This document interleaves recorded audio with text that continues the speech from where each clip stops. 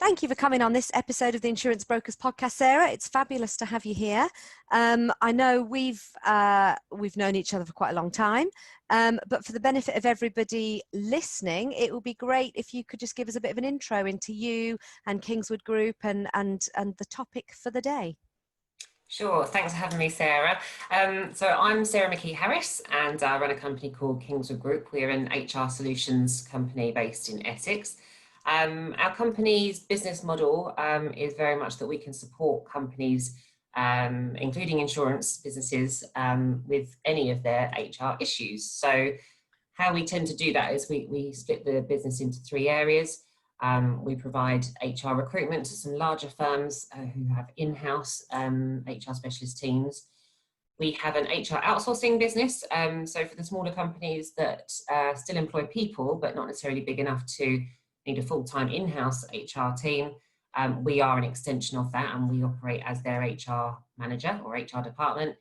And then for a bit more specialist, so mergers and acquisitions, restructuring, sensitive employee relations issues, we have a consultancy who work with clients on an ad hoc basis on some more niche ad hoc work as well. So our clients tend to be in London and Essex.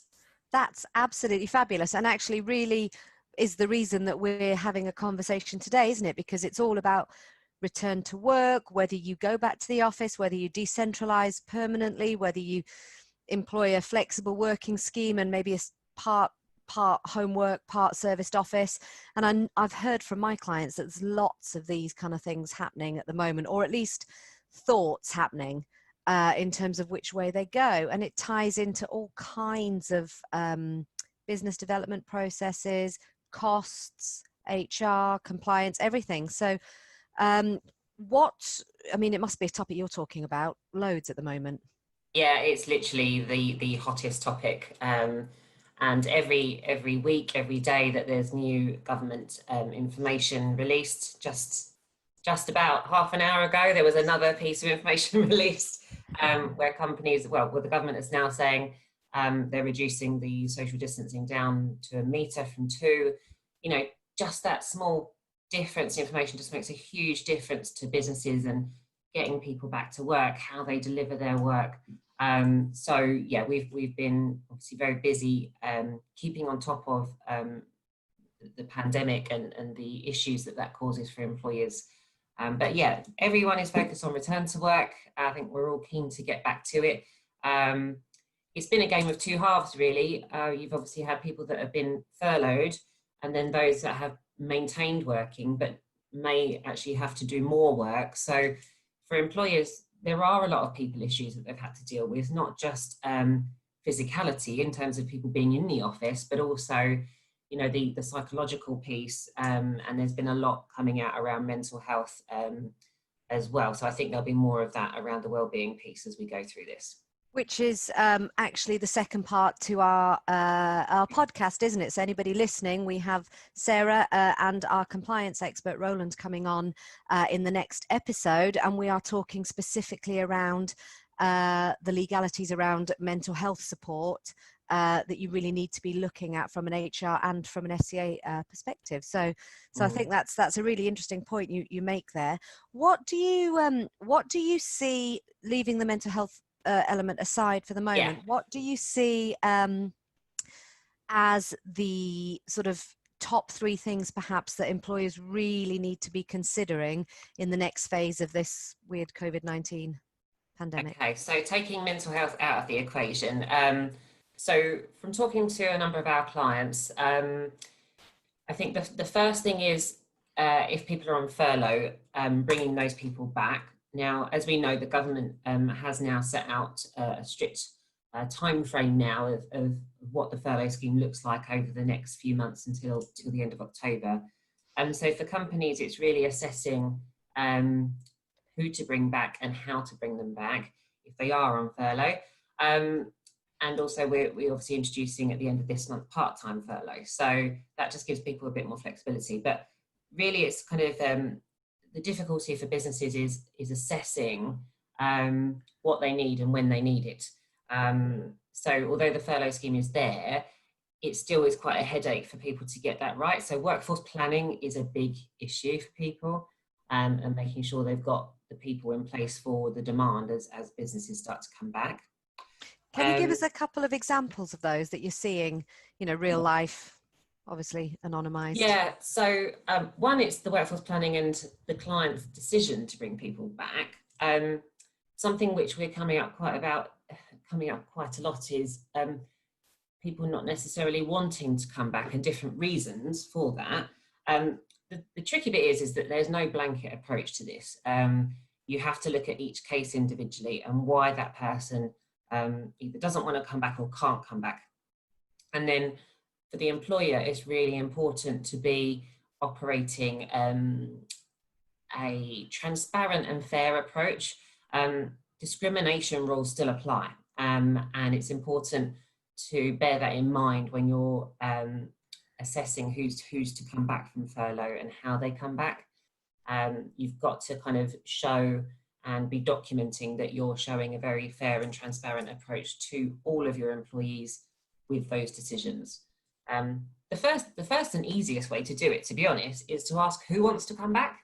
I know it sounds really simple, but rather than you making that decision, obviously there's certain people you do want to come back, but ask, say to people, because don't necessarily assume that nobody wants to come back, because a lot of people, I know my other half who's downstairs in the kitchen right now, desperately wants to get back into the office. I don't know why.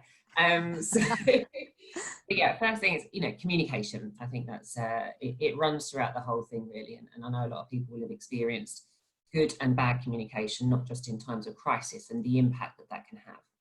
I've actually had a recent example outside the insurance industry, and from speaking to somebody else who runs her own business. And she was saying that her husband has been working from home, but has been told that as of the 1st of July, he has to be back in the office or else he'll lose his job. And his office is based in Ireland. So he has to go and live in his digs over there Monday to Friday, otherwise he loses his job. And it plays into so much that is happening. I mean, that's obviously not legally compliant, and there's a whole ball of worms there. But there will be a lot of people that don't know what the rules are, how to go about them, and make inadvertent mistakes, even when they've got their employees' best interests in mind, but it's done in a technically incorrect way, which will leave them open to all kinds of litigation. And I think that's quite important. So have you got any advice on that? Yeah, so you're absolutely right. It is about doing the right thing in the right way. And I think the important thing is to be talking to an HR professional. If you don't have one internally, maybe seek external advice. Apologies about that. So yeah, seek external advice. I mean, there are obviously government guidelines online that you can go to, but they can be quite broad, and every business is different, every business leader is different and wants to do things differently. So if you have a good HR partner and they understand your commercial decision and why you want to do it that way, they can help you create a plan which is compliant, but also hopefully gets you the result you're looking for. Absolutely. I think that's really key to think about. Really key to think about. What if we're talking about non-furloughed people, so just the return from home working back into the office? I'm hearing lots of things about separating desks, putting them 2 meters, and everybody will be frantically moving them back to 1 meter. PPE, glass, that kind of stuff. What's your advice around that? So with that, there's quite strict guidelines, and it's really important that businesses are working with health and safety specialists, and in particular talking to, looking at the HSE guidelines. Health and safety, HR and occupational health all work really closely with each other. And it can seem that, you don't know who to talk to, but generally the first thing to do is look at the physical health and safety piece. And that would be definitely, following the health and safety guidelines, And I would talk to a specialist about that, just to make sure that you are adhering to those as best you can. That, you know, you're not going to be able to meet every single one. Again, it depends on your business and what you're doing and how it operates. Then look at the HR element to it, because you need to then make sure that your policies and the contractual piece that you have with your employees works alongside those changes. The Occ Health bit kind of goes back to what we were talking about in terms of getting people back, and I'll leave that for now. But yeah, do make sure you're working with health and safety and HR, so that the physical bit's done, and then obviously your contractual obligations are there as well, and that your employees understand the policy. Absolutely. Actually, I can put a link to some of those things you've mentioned in the show notes. So anybody wanting, the links will be in the show notes. In terms of what you do, can you manage the health and safety aspect, or at least signpost to it as well? Or is it an additional that people have to go off and find that? No. So we have strategic partners. So although Kingswood Group is a core HR business, we have an occupational health strategic partner. We have health and safety partners. We even have employment law partners, because we're not lawyers. You know, but we all work collaboratively, so that if you are lost and you do need, sometimes it's good to work with people who've been referred to you, then we can point you in the right direction. We're always really open and honest about what we do and what we don't do, because I think it's really important from a protection and risk management piece that the client, you know, the customer is working with the right qualified person for that piece. And I'll put your details in the bottom in case anybody wants to make contact, just to maybe ask for a signpost or cheeky, maybe some free advice. Yeah, we do actually. I mean, when COVID hit, we recognised that not all companies had either a relationship with an HR person or internal HR advice and guidance. So we set up sort of a free initial phone call, really, just to sort of point people in the right direction. It is a minefield, especially for business owners who, you know, want to do the right thing for their employees and also make sure that they're doing the right thing for themselves to protect their business. But, you know, with the amount of legislation, the number of new procedures and policies being released regularly, it's impossible for somebody to keep on top of that. It's like a tightrope, isn't it? Tightrope between your commercial interests and your but actually a tightrope that once you're treading, it's manageable, and all forces kind of go in the same way. So I think really helpful. In terms of, so a lot of my clients, well, all of my clients have client-facing staff. So we're doing a whole process around remote selling, skills to sell remotely, etc. But there are people that are just busting to get out there back to face-to-face. If you're an employer of, say, a team of sales execs, account execs, what's your advice? How do you go about treading that? So just this week, actually, I've myself have had people wanting to meet me, and we're just arranging it so that we are socially distancing and doing it, you know, in a safe way. And I think as an employer, you need to assess really what's going to be an effective way to get those salespeople back to work. I think what's come out of this situation as a real positive is that, you know, what we're doing right now is that a lot of conversations can be done virtually and on the phone that would have always been done in person. And you think about all the travel time, you know, the costs in terms of time and money to get to places where, you know, I think you can have an effective meeting just like this, but I also recognise that certain meetings are better in person. So I would suggest that companies look at what the type of meetings are that their salespeople are going to, and assess, you know, just have a rethink about what's the most effective one for that type of meeting. You know, if it's more of a social event, and we know that insurance people do love their social events, having been to many myself, then it's a bit different, isn't it? You know, we've all tried the Zoom birthday parties and they're just not quite the same. So You know, you've got to assess it. I think there'll be a more blended approach to meetings now rather than just meeting face to face. Certain things, you know, you just get as much information and effectiveness as you need just on the phone or a Zoom call. Yeah, absolutely. And I've actually had my first face-to-face since lockdown last week as well. So it's starting to happening. It's starting to happen. And I'm hearing that more and more from people we're talking to. It's almost a novelty, isn't it? It is. Yeah. I had a marketing meeting in my garden yesterday and I was really excited. Yeah, absolutely. I had a walking meeting the other day. Yeah. Socially distanced, which was actually really nice. Yeah. Just going back again to the practical considerations of going back to an office. So there are lots of people that are not, they don't have big offices. So the social distancing thing is a problem. Also, communal toilets. What's your requirement that what practically do you have to put in place there?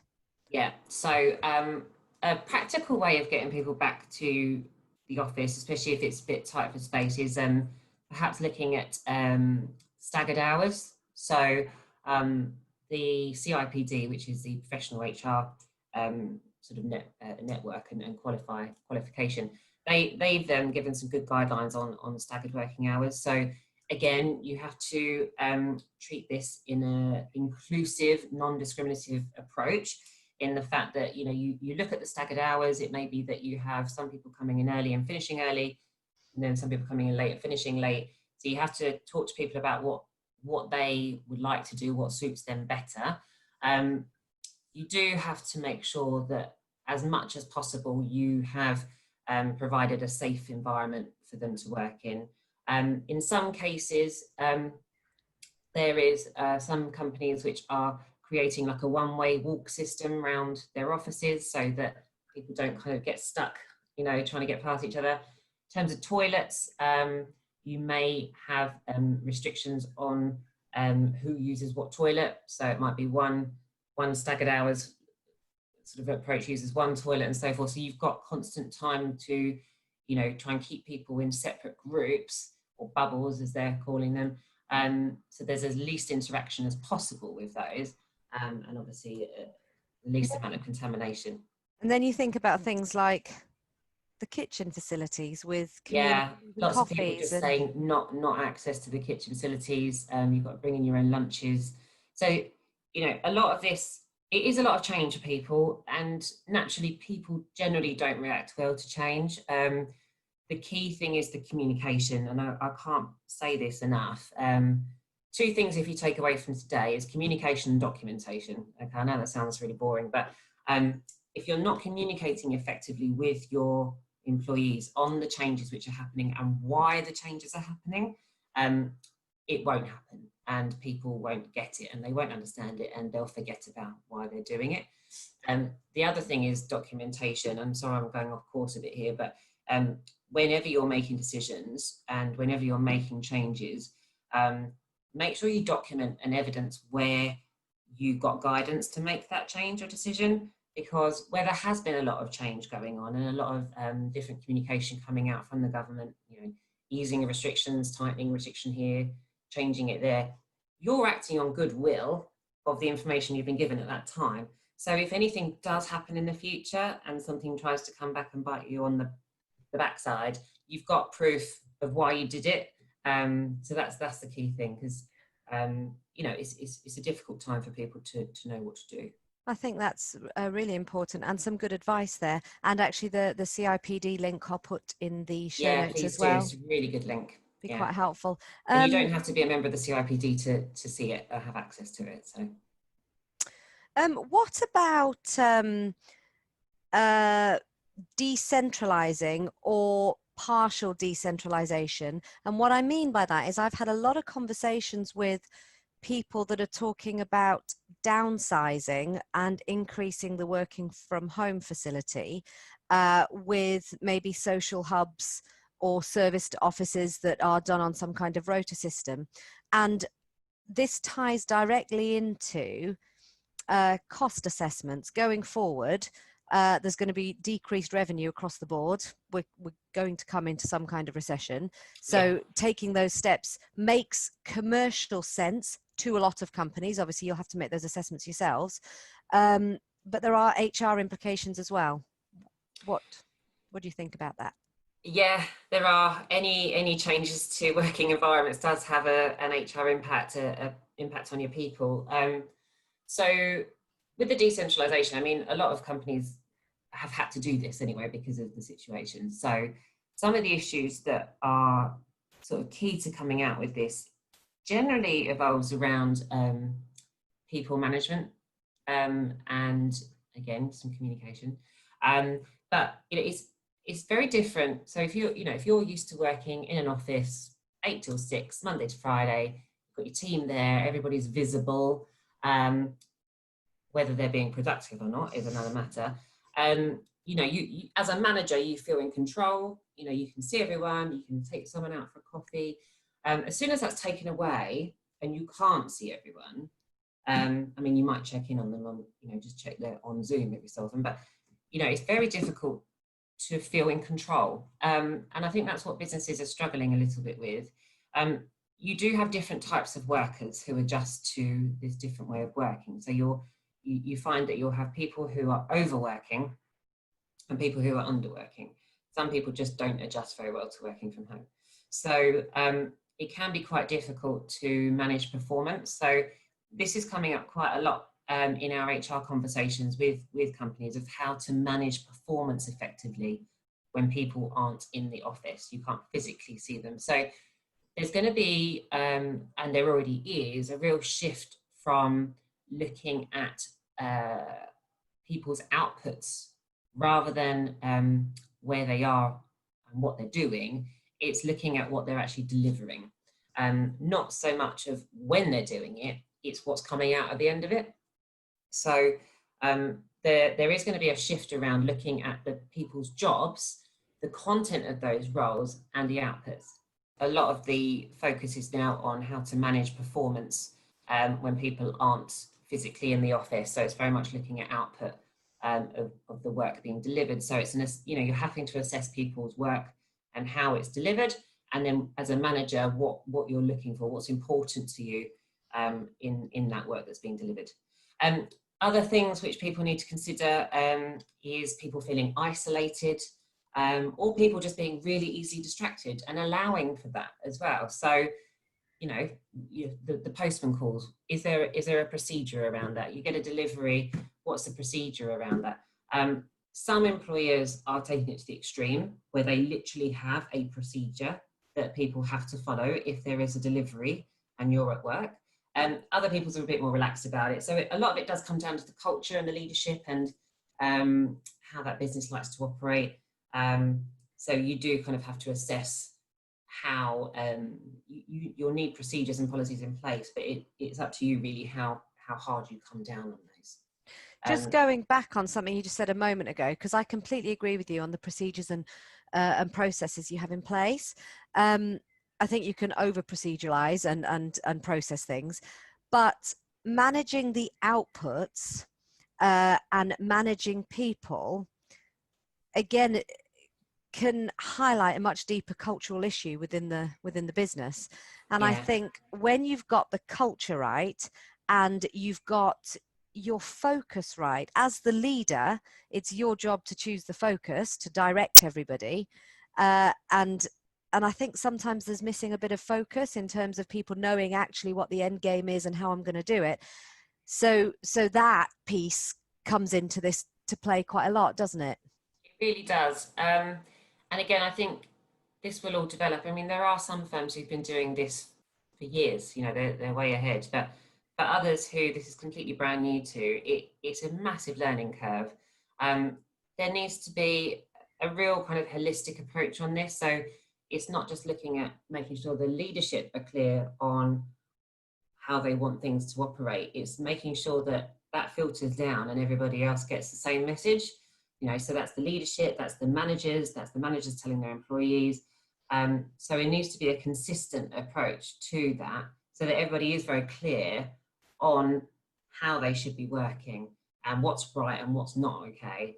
And what your part to play in and that. what your part, yeah, absolutely, because you know you're a part of it, but you're an important part, because if that bit doesn't work, then this bit doesn't work, you know. So and again, and then I'm going to use a bit of HR jargon, but employee engagement, this is largely what it comes down to. If you're not fully engaging your people, which again is harder to do when they're not in the same room as you, that's where you start to lose people, and you might start to lose the productivity, and people do get easily distracted. Or if your manager's not talking to them enough, they perhaps feel a bit isolated and not valued.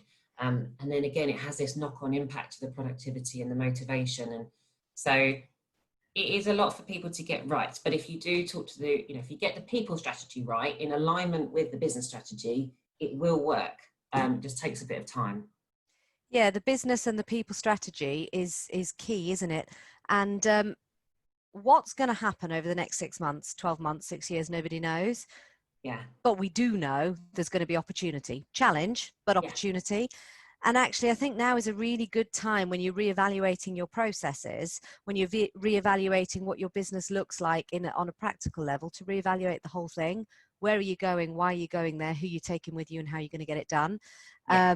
And that's why I'm quite excited about the conversations we've been having, and looking at, some strategic partnerships in terms of where we're going. So yeah, I think it should be really good.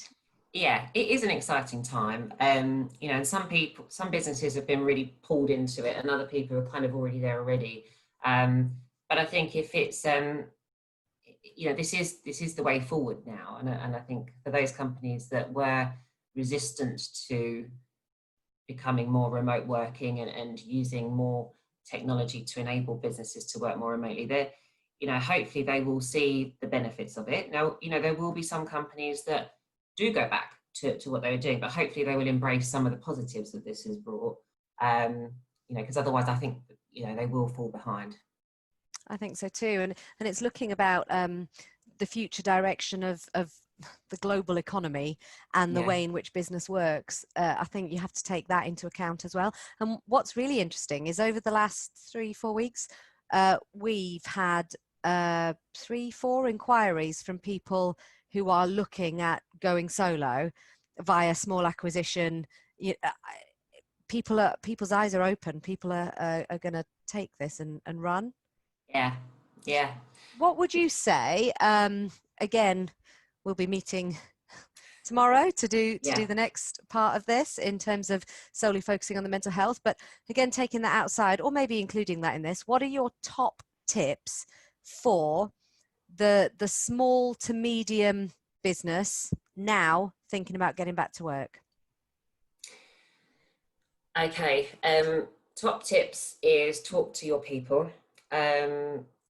A good way of doing that is maybe doing a bit of a survey, if you've got the time, calling around those people and asking them how they're feeling about coming back to work, what would work for them, what wouldn't work for them, and really engaging them in that process, rather than just telling them. That will help people feel part of the future business and enable you to actually get your plan right in terms of getting those people back to work. The next thing really is to keep assessing. Everything is changing on a regular basis. People's personal situations will be changing on a regular basis. I certainly know some schools have been going back. I know they're not back for that long now, but it does have an impact on people who do have children or people to care for, and that situation is always changing. So, don't just do a blanket approach, right, we'll get everyone back to work, done, that's it, we don't need to think about it again. The next 3 to 6 months, that's going to be constantly changing. You've got different options with furlough. So, keep assessing and keep making sure that you're doing the best you can to get your workforce back on track, and getting yourself up to speed as quickly as possible, really. So communication and documentation, that's my 2 key things to take away from today. It is a bit of a minefield, but do feel free to either reach out to me or just speak to an HR professional if you're not sure on anything at all, no matter how big or small, because if you get it right straight away, you're going to have less issues further down the line. I think particularly for the insurance market, and I know most are already all over this, there's a whole thing around supporting your clients to get back to work in a compliant, de-risked type of a way. And we've got a few webinars that we've been running on that recently, particularly around errors and omissions and D&O. So if you're interested, then have a look on our website and we can have a conversation about those if you need any training. I think that's really, really helpful, Sarah. I think we should leave it there, ready for our part 2 tomorrow. And thank you very much for coming on. I've really enjoyed chatting to you. Thanks for having me, and I will see you very soon. You will indeed. Take care.